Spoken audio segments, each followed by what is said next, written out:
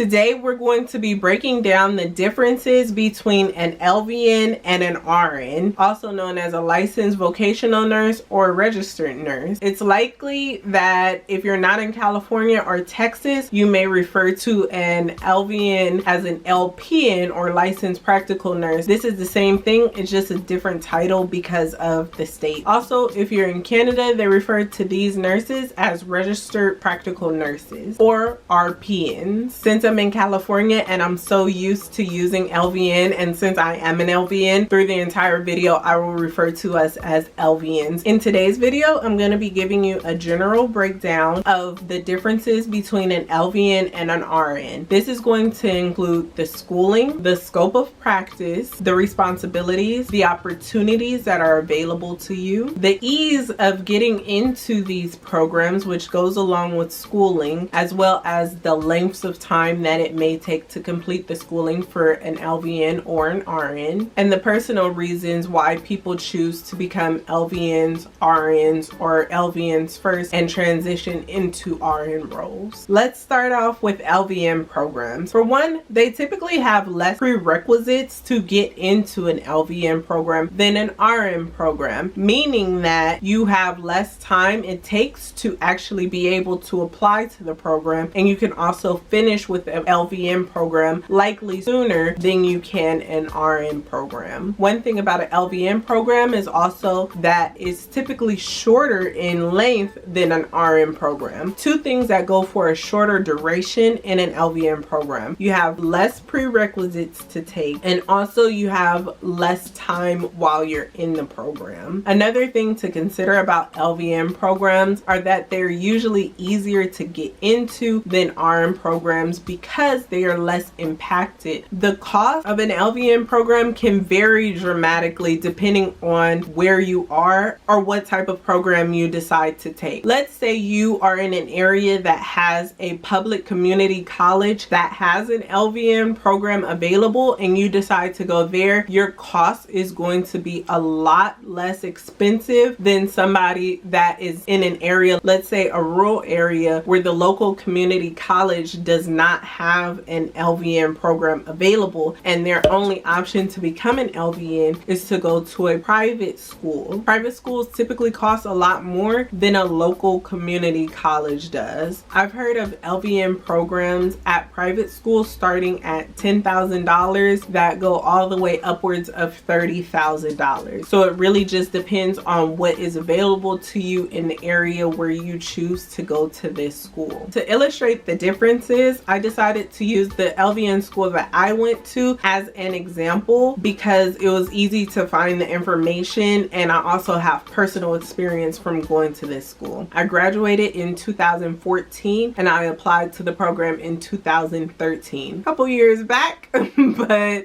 I looked up the new and current information, so for the most part it's the updated information on the program. There are 6 prerequisites for the LVN program that consist of about 19 units to complete to be able to apply to this program. That means that you can typically finish these prerequisites in about 2 to 3 semesters or a year to a year and a half, depending on how fast you are, how many units you're able to take, etc. These science prereqs have to have at least a 2.5 GPA, while your college cumulative GPA needs to be only at a 2.0. The cost of the program is about $2,000 if you're a California resident, and that includes all 3 semesters. However, if you're a non-California resident, you would tack on about $850 to that cost. Also, everyone needs to tack on money for books, uniforms, materials, and any other costs that may be incurred. Remember, this cost does not include if you are eligible for financial aid or receive any scholarships. The program is full-time and it's a total of 18 months. About 30 people each semester are selected to get into the program by a lottery system, which means that they are randomly chosen if they will get in or not. When I applied to the program back in 2013, I was selected out of about 200 applicants. I know this sounds like slim chances, but it is way better chances than the registered nursing program, and we'll get into that in just a moment. We'll move on now to the RN program. at City College of San Francisco. The RN program has a total of 9 prerequisites. For the science classes, you do need at least a 2.5 GPA. The prerequisites consist of about 30 units, so that means that typically you can get these done in about 3 to 4 semesters, but again, that depends on you and how many classes you can take each semester. So this could be shorter, this could be longer, it depends on the person. The RN program itself consists of 4 semesters and it costs about $2,200. Again, you will tack on about $1,000 if you are not a California resident. The RN program is 24 months compared to the LVN's 18 months. You only save about 6 months. However, you also have to account for that you will save time in the LVN program also by completing less prerequisites. And again, you have to add money for books, materials, uniforms, and any other costs that will occur if you don't have financial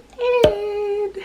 Now, here where the whopper of a difference is between these programs and wait times. The RN program takes 50 students per semester. However, I have heard upwards of 1,000 to 2,000 people being in the RN lottery. That means that there are some people that continuously try and try year after year after year to finally be selected. Whereas people who try the LVN program usually only wait 1 to 2 semesters before they are finally selected. That is a huge difference in time, sometimes spent just waiting, especially if you're only applying to one program. That's why I recommend applying to multiple programs to try and increase your chances of getting accepted earlier. To get into the RN program, it's worth noting that you have to take the TEAS test and score at least a 62% within 2 tries. Sometimes this halts people from applying to the RN program because it's hard for some people to pass this test. So that's why some people get into an LVN program first, even if an RN program is their end goal, just so they don't have to wait as long and waste time. Plus, it'll be easier for them to get into an LVN RN program when it's that time. Moving along, I'm going to be talking about the scope of practice for an LVN and an RN and the respective responsibilities for each of them. Now, I do have from the BVNPT's website the scope that they have written out for an LVN. The Board of Vocational Nurses and Psychiatric Techs is BVNPT, and they are the regulatory body for LVNs and also psychiatric technicians. So they state that an LVN scope is to provide basic bedside nursing care to clients. Basic is a key word. Under the direction of a physician or registered nurse. The LVN utilizes scientific and technical expertise and manual skills. Duties within the scope of practice of an LVN typically include, but are not limited to, provision of basic hygienic and nursing care, measurement of vital signs, basic client assessment, documentation, performance of prescribed medical treatments, administration of prescribed medications, and performance of non-medicated intravenous therapy and blood withdrawal. What they're talking about here in California, LVNs are able to start IVs, administer fluids such as normal saline, and withdraw blood, but this is a separate certification that is necessary through the board. Depending on what state you're in, LVNs may be able to administer medicated IV solutions. Here in California, LVNs cannot. However, in other states, I've heard that LVNs can. Here in California, we can give blood products. In other states, they can't. Know your state's regulations. Now for an RN, this is the scope of practice by the Board of Registered Nurses. RNs can provide direct and indirect patient care services that ensure safety, comfort, personal hygiene, and protection of the patient, and the performance elements of disease prevention and restorative measures, including but not limited to the administration of medications and therapeutic agents necessary to implement a treatment, disease prevention, or rehabilitation regimen. Ordered by and within the scope of licensure of a physician, dentist, immunization techniques, and withdrawal of blood from veins and arteries. Observation of signs and symptoms of illness, reaction to treatment, general behavior, and determining of whether the signs, symptoms, reaction, behaviors, or general appearance exhibit abnormal characteristic and implementation based on observed abnormalities of appropriate reporting. Basically, RNs are the eyes for the doctor. If anything abnormal is noticed by the RN, it needs to be reported to the doctor immediately. That is their jobs. Their jobs are to identify abnormalities and report them to the doctor for treatment. Now, I do kind of want to simplify the both of them to make it a little easier to digest instead of those boardy words. You know what I mean? RNs do the initial assessment for the patient. They delegate to the LVNs what their nursing duties will be, and also to the CNAs what their nursing assistant duties will be. However, the RN has the ultimate responsibility of the patient, even if it's delegated to an LVN or CNA. Basically, if that task does not get done by the person that it's delegated to, it still will fall on the RN as his or her responsibility. RNs also form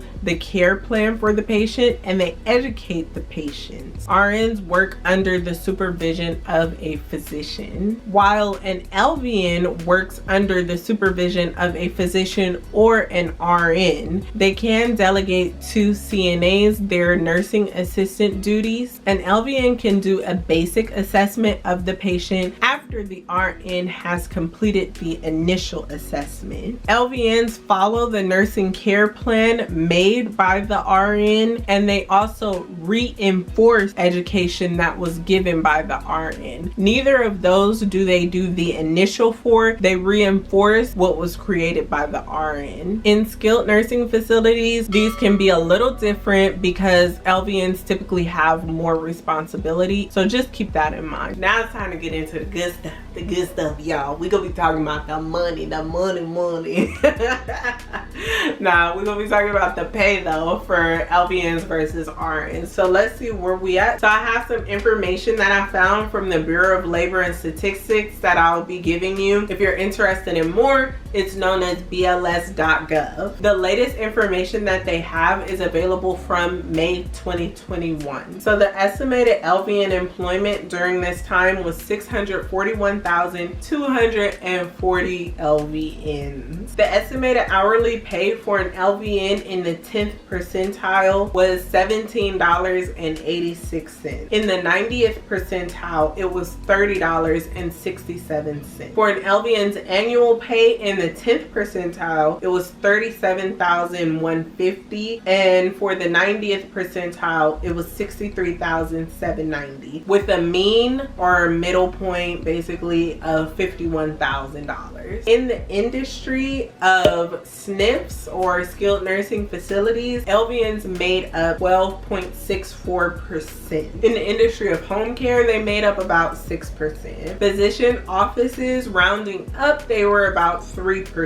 Assisted living, about 5%. And medical surgical hospitals, about 1%, 1.4% is what I have. The industries that paid the least were physician office and medical and surgical hospitals, surprisingly to me. The industries that paid the highest also had the fewest number of jobs. I mean, it was very hard to find jobs in these areas, were insurance carriers and junior colleges. Now we'll move along to RNs. So RNs in the 10th percentile made about $28.58. In the 90th percentile, they made about $57.81. As for annual, in the 10th percentile for RNs, they were at $59,400. $94,450, and in the 90th percentile they were at about $97,580, with the mean being about $82,000. So depending on where you are, if you decide to go from an LVN to an RN job, you can almost double your pay, but that depends on your geographical area. If you decide to move from your geographical area, if they pay less there, or where you decide to work as an RN. Oh, and I didn't want to forget, it's about 3 million people that they estimate are registered nurses in the US. So that's more than triple there are the jobs as an LVN, meaning you are going to have so many more opportunities to work as a registered nurse than an LVN. Now again, of the industries, about 31% of RNs worked in general medical and surgical hospitals, about 7% worked in physician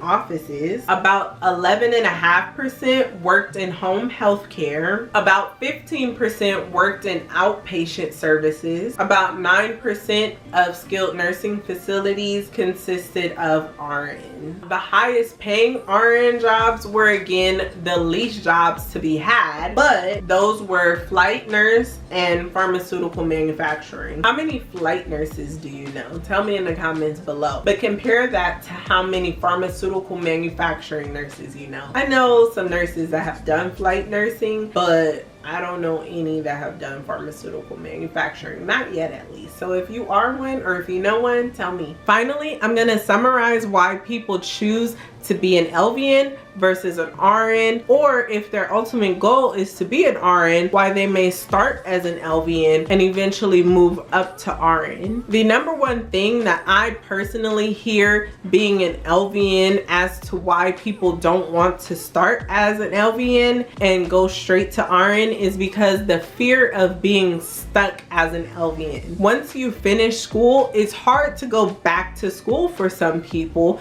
and also once you start making money, maybe you start a family, you move out of your parents' house, and you have bills to keep up, it makes it extremely hard to go back to school, especially if you don't have a support system that is able to keep up bills for you while you are going to school. And sometimes in general, it's just hard to go back to school because you have homework, and sometimes you just don't want to do homework, right? Let's be honest.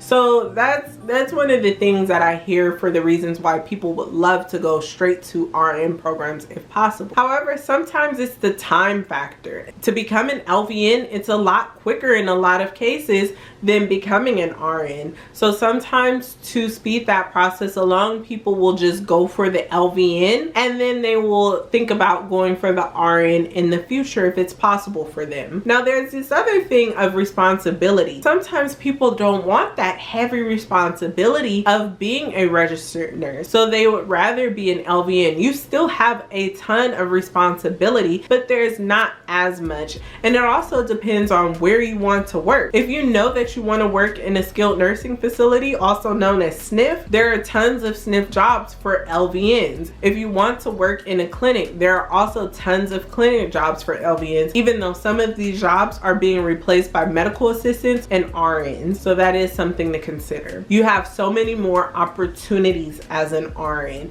especially if you want to work in the hospital. Yes, there are some hospitals that have LVN jobs. There are not a lot of hospitals that have LVN jobs, depending on where you are in the United States. But overall, you can see that there are a lot more places that have registered nurses working in the hospital nationally versus places that have LVNs working in the hospital as the majority. Check out my video right here about how to get other people to pay for your college education. It's a great video on scholarships, financial aid, and more. I hope this pretty much gives you a good summary for the differences between LVNs and RNs. If I've left anything out, or if you have any other questions, go ahead and comment them down below. Thank you for watching. I will see you guys in my next video. Click it.